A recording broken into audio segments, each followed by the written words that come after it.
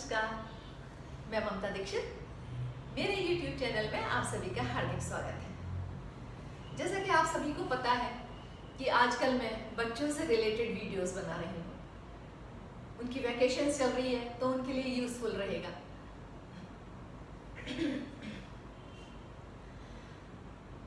कल मैंने फूड के बारे में बताया था।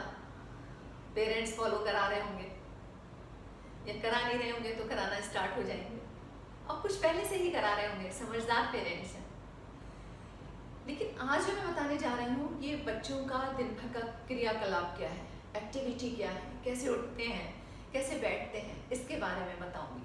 धीरे धीरे हम प्राणायाम पर आएंगे, सांस कैसे लेंगे बच्चे, कैसे छोड़ेंगे, योगा पे भी आएंगे, फन योगा भी करेंगे, एनिमल योगा भी करेंगे, स्पोर्ट्स योगा भी करेंगे। तो खेल खेल में ही बच्चों को हम सिखाएंगे ताकि बच्चों को भी मजा आए और वो इंटरेस्ट ले। ऐसा ना समझेंगे हमारा स्कूल फिर से शुरू हो गया है ना। तो अब सबसे पहले हम देखेंगे कि हमारे बच्चे जब टीवी देखते हैं तो टीवी की दूरी कितनी है, क्योंकि उनकी आंखों की रक्षा के लिए, उनकी आंखों की केयर के लिए बहुत ज़रूरी है। क्योंकि आंखें, आपको पता ही है कि हमारे ज्योति, हमारे आंखों की जो ज्योति है वो परमात्मा की दी हुई कितनी बड़ी नियामत है। उसका सत्कार करें, उसका आदर करें, उस नेत्र ज्योति का, अपना भी अपने बच्चों का भी, उसको खराब ना होने दें। तो टीवी की जो दूरी है वो 3 मीटर की होनी चाहिए, और टीवी हमारे बिल्कुल आंखों के पैरेलल होना चाहिए, न ज़्यादा ऊपर और न ज़्यादा नीचे, क्योंकि ऊपर देखेंगे तो स्ट्रेन पड़ेगा आईज पर, और नीचे देखेंगे तब बिल्कुल सामने देखेंगे नहीं पड़ेगा। लेकिन हाँ, ज़्यादा देखेंगे तो पड़ेगा। तो थोड़ी थोड़ी देर में आंखों पर वो डाल सकते हैं। और टीवी देखने की बच्चों को ज़्यादा मेरे ख्याल से ज़रूरत भी नहीं है, क्योंकि आजकल लैपटॉप और ये सभी कंप्यूटर ही इतना देख लेते हैं। लेकिन हम टीवी की तो दूरी बढ़ा सकते हैं, लेकिन लैपटॉप और कंप्यूटर की दूरी कैसे बढ़ाएंगे? नहीं बढ़ा सकते। तो आंखों के लिए हम क्या करेंगे कि या तो 0 पावर का हम लेंसेज लगा सकते हैं। अगर वो भी नहीं करना चाहते हैं तो हम 1 घंटे में, आधा घंटे में ताज़े पानी की, फ्रेश वाटर की छींटे लगा सकते हैं। ताजगी भर जाएगी आंखों में, फ्रेश हो जाएंगी, आंखें चमकीली भी हो जाएंगी। तो ये हम ज़रूर करें। और उसके बाद जो हमारी गर्दन में, आंखों के बाद हमारी गर्दन में स्ट्रेन आता है ऐसे करने से, ऐसे करने से, तो इसके लिए हम क्या करें कि हम जो हमारा लैपटॉप है उसको भी हम सामने रखें, कंप्यूटर भी हम सामने रखें। बच्चों की जो चेयर हो वो बिल्कुल स्ट्रेट हो, स्ट्रेट जैसे ये इधर, ये मैंने एक पिलर लिया है ना। ये जो चेयर का बैक होना चाहिए वो बिल्कुल ऐसे स्ट्रेट होना चाहिए कि हमारी जो स्पाइन है, हमारी स्पाइन कॉर्ड की जो टेल है वो नीचे से टच करे, नीचे से टच करे, ये चेक कर ले, और ऊपर तक टच करे, है कि हमारी जो स्पाइन है बिल्कुल स्ट्रेट रहे। ये आपको ध्यान रखना है कि चाहे वो खाना खाने वाली चेयर हो, डाइनिंग टेबल की चेयर हो, या स्टडी टेबल की चेयर हो, या कंप्यूटर चेयर हो, जहाँ भी बच्चा बैठा है आपको ये देखना है उसकी स्पाइन सीधी है या नहीं। अगर अभी उसका पोस्चर खराब हो गया, क्योंकि बहुत टेंडर होती है कोई भी बोन, स्किन हो, बोन हो, हमारी मसल्स हो, सब इस एज में बहुत टेंडर होती हैं। तो अभी क्या है कि अभी हम जिस सांचे में उसको ढालना चाहेंगे ढल जाएगी। तो हमारा जो सांचा होना चाहिए बिल्कुल परफेक्ट होना चाहिए कि हमारा बच्चा ऐसा निकले कि लोग कहें वाह। सभी चाहते हैं ना कि उनका बच्चा इतना प्रभावशाली हो, उसका सर्वांगीण विकास हो। सर्वांगीण विकास मतलब सामाजिक दृष्टिकोण से और मानसिक दृष्टिकोण से। अगर वो कोई भी निर्णय ले तो कैसा ले, एकदम बढ़िया। और अगर वो किसी से बिहेव करे तो बस कितना अच्छा बिहेवियर है। इंटरव्यू में जाएं तो लोग इम्प्रेस हो जाएं। ऐसा ही सभी पेरेंट्स चाहते हैं अपने बच्चों के लिए। तो इसकी शुरुआत देर ना करें, आप इसकी शुरुआत आज से ही कर दें। और सबसे पहले ये शुरुआत खाने से होगी, जो मैंने कल बता ही दिया। फिर होगी उनके बैठने, उनके देखने, उनके खड़े होने और उनके चलने के ढंग से। उसके बाद हमारी श्वासों से शुरू होगी, फिर योगा आता है। ये अध्यात्म, ये योग एक्चुअली हमें परफेक्शन देता है, हमारी एक एक एक्टिविटी को परफेक्शन देता है। और बच्चों को अभी से परफेक्शन की बहुत जरूरत है,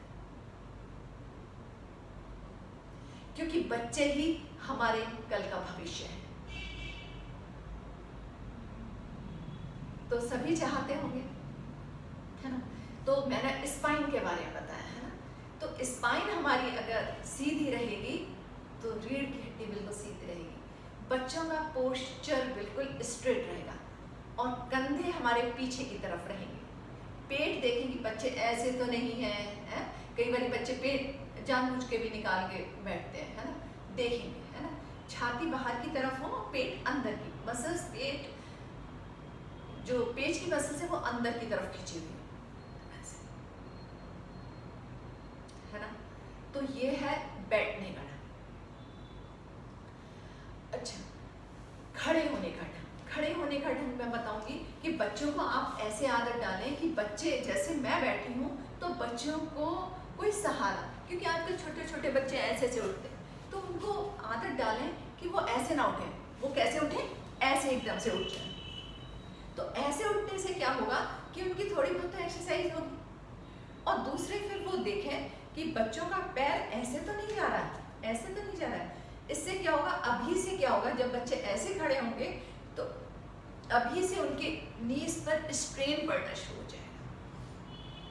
तो बच्चों को देखें कि उनकी लेग्स, उनके पैर बिल्कुल सामने की ओर हैं या नहीं। ऐसे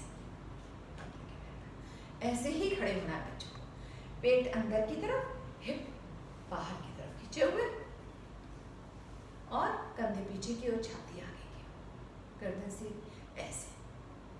खड़े होने का पोस्चर देखें और अगर वो रॉन्ग करते हैं तो उनको करेक्ट करें, ठीक है। अब चलते कैसे हैं बच्चे? बच्चे उल्टे सीधे चलते हैं, लेकिन ये करेक्ट करना आपका फर्ज बनता है कि बच्चे कैसे चलें। एक पैर ऐसे, एक पैर ऐसे, एक पैर ऐसे। अगर हमारा पैर आगे बढ़ेगा तो हमारा हाथ पीछे जाएगा, अगर ये पैर आगे है तो ये हाथ पीछे जाएगा।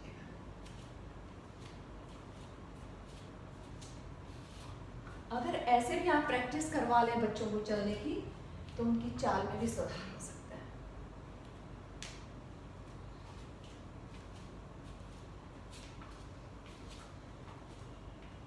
फिर उनको थोड़ी सी कैलोरीज, अगर आपके थोड़ा फैट बढ़ा हुआ है बच्चों का, थोड़ा सा पीछे बैक वॉक भी करा सकते हैं। आगे चलवाएं और उनको पीछे चलवाएं, ठीक है। और ऐसे क्रॉस करके लेग्स को बैठे बच्चे ऐसे आराम से। अच्छा, बच्चे सोते कैसे हैं, लेटते कैसे? तो उनका तकिया वो देखें, ज़्यादा ऊंचा तो तकिया नहीं लगा रखा है उन्होंने। तो उनका ऐसा नहीं कहूँगी मैं कि तकिया ना लगाएं, बिल्कुल पतला सा सॉफ्ट सा तकिया उनके गर्दन के नीचे लगाएं। गर्दन के नीचे इस जगह जो हमारा सिर है उससे थोड़ा नीचे, गर्दन से थोड़ा ऊपर, वो बिल्कुल सही पॉइंट है पिलो लगाने का। और करवट लेके भी सो सकते हैं, लेकिन हाँ, पट ना सुलाएं बच्चों को, उल्टा सुला देते हैं, उल्टा ना सुलाएं। कहते हैं उल्टा भोगी सोते हैं और बिल्कुल सीधा योगी सोते हैं। तो अपने बच्चों को योगी बनाना चाहते हैं ना, तो सीधा सुलाएं। थोड़ी बहुत करवट ले सकते हैं, दाएं थोड़ी सी 10 मिनट बाएं, देखना इसी से बहुत फर्क पड़ेगा। चलो, चलने के ढंग से, कंधे कैसे हैं, गर्दन कैसी है, आंखें कैसी हैं, है ना। इसके बाद मैं बताऊंगी आपको आगे, आप बच्चों को बता सके ओम के बारे में। के बारे में डिटेल में मैं एक वीडियो स्पेशली ओम के बारे में बताऊंगी। अभी मैं डिटेल में नहीं बताऊंगी, आप बच्चों को बता सके उसके बारे में बताऊंगी। तो ओम क्या है? एक्चुअली ओम ये नहीं है कि मैं हिंदुओं के लिए बोल रही हूँ कि ओम हिंदू धर्म में ही बोला जाता है, नहीं, हर धर्म में ओम बोला जाता है। आपने देखा है कि ओम कैसे लिखते हैं? ओ, छोटा ओ और माँ ऐसे बोलते हैं ओम, लेकिन वो तो लिखने के ढंग से हो गया। लेकिन ओम कोई शब्द या अक्षर नहीं है कि ओ शब्द है या म शब्द है, नहीं। ओम क्या है? एक साउंड है। ऊ, फिर इतना बड़ा उसके पीछे से निकला हुआ, फिर चंद्र बिंदु ऐसे लगी, तो उसको कैसे प्रोनाउंस करेंगे? नहीं ना। तो इसको शब्द के या अक्षर के रूप में इसको प्रोनाउंस नहीं कर सकते, क्योंकि ये 3 अक्षरों से मिलकर बना है। और बच्चों के लिए हम एक अक्षर और जोड़ेंगे इसमें, उनके सहूलियत के लिए, ई। तो 3 अक्षरों से जो मिलकर बना है वो है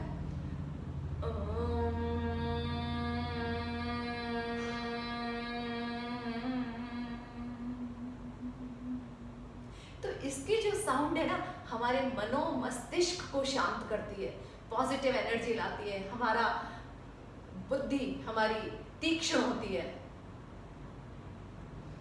ब्रिलियंट हो जाते हैं हम, और हमें बहुत काम, अगर किसी बच्चे को गुस्सा आ रहा है वो शांत हो जाएगा, ऐसी ध्वनि है ये। और सभी धर्मों में बोली जाती है। मुस्लिम्स में बोली जाती है आमीन, क्रिश्चियंस में आमीन, बौद्ध धर्म में ओम, जैन में भी ओम, सिखों में ओमकार बोली जाती है, यहूदियों में हुम बोली जाती है, पारसियों में शालोम।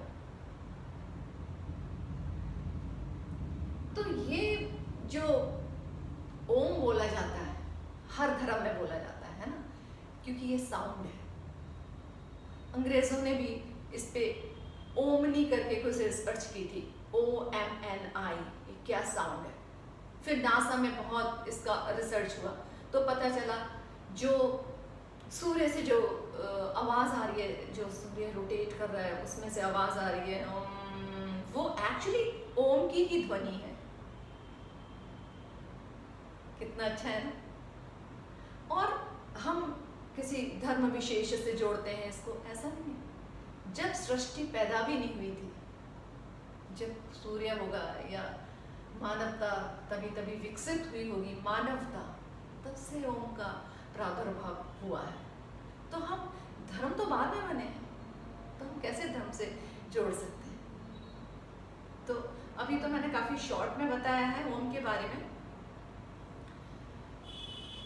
अभी मैं बच्चों के लिए बताऊंगी। आप कैसे बताएंगे बच्चों को कि बच्चों से बोलेंगे कि श्वास ले, ब्रीथ इन, इनहेल, तो अपना सीधा हाथ अपनी नाभि के ऊपर रखें और साउंड निकाल लें आ की।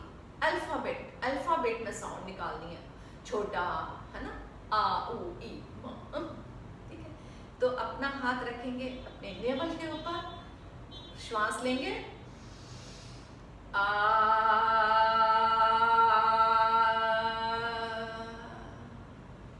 दूसरी बार थोड़ी से और एनर्जी के साथ आ,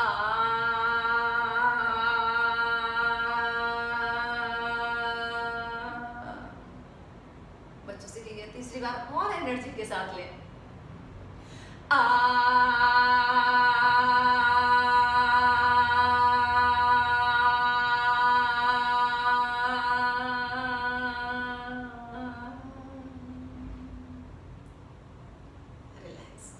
जब वो ये सीख जाए उनसे कहिएगा कि वो फिर आंख बंद करके इसको करें, है ना। Close your eyes, breathe in and touch your hand stomach. इसके बाद हम करेंगे आ हो गया, ऊ, फिर करेंगे ऊ। अपना राइट हैंड अपने चेस्ट के ऊपर रखेंगे, ब्रीद इन,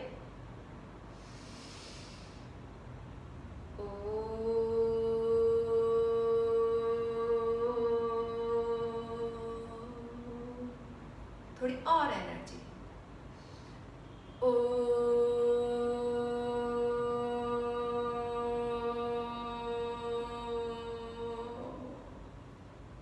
थोड़ी और एनर्जी के साथ ओ।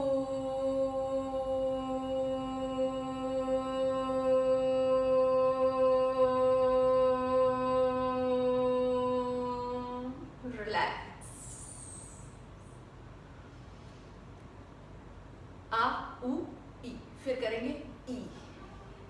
इसमें दोनों हाथों का उपयोग करेंगे। Breathe in,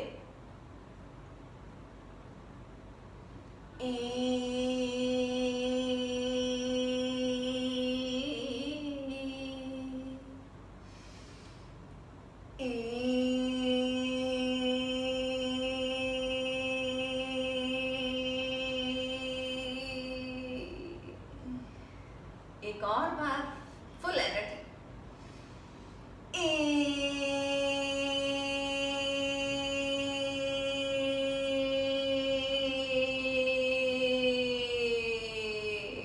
and relax.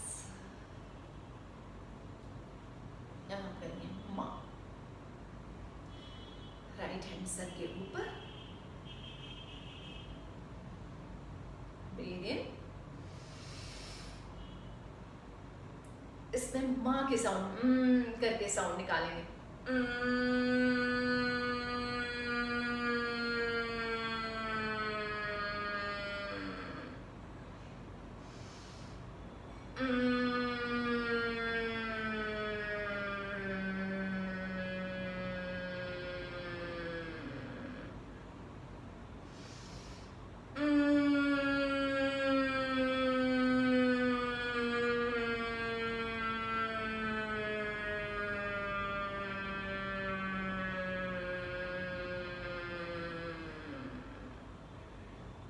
Relax.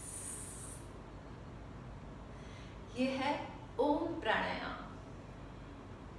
बच्चों के लिए आ उ ई ओम माँ प्राणायाम। धीरे धीरे इसकी प्रैक्टिस करेंगे, फिर हम किसी वीडियो में डिटेल में ओम के बारे में बताएंगे। कल हम बच्चों के लिए कुछ और ब्रीदिंग टेक्निक्स, ब्रीदिंग एक्सरसाइज लेकर वीडियो लेकर उपस्थित होंगी। तब तक के लिए आगे